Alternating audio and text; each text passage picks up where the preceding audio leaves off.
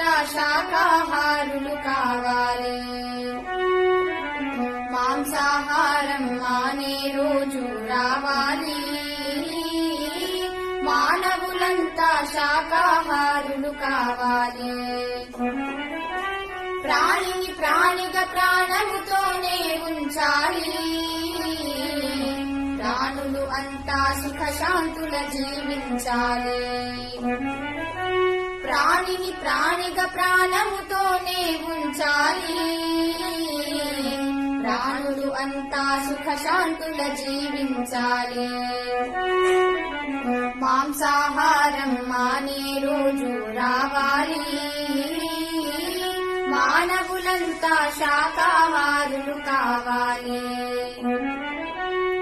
క్రిమికీటక జన్మలు దాటి పశువానర జన్మలు గడవగా పరిణామ క్రమమున నీవు మనుజునిగా మారితివి.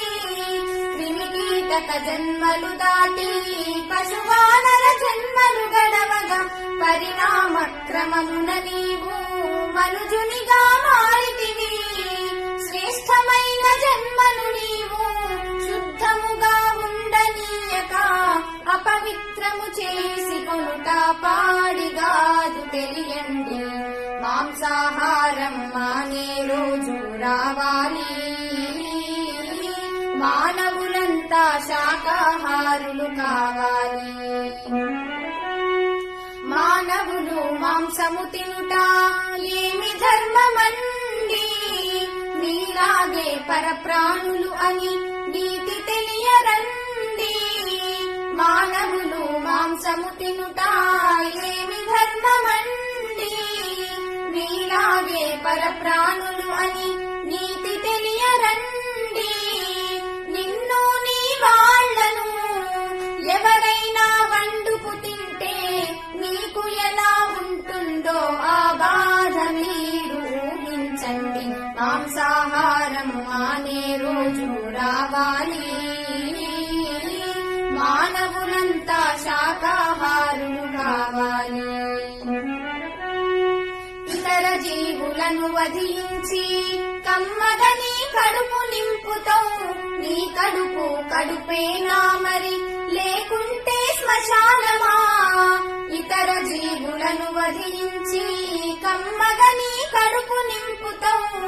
నీ కడుపు కడుపేనా మరి లేకుంటే శ్మశానమా.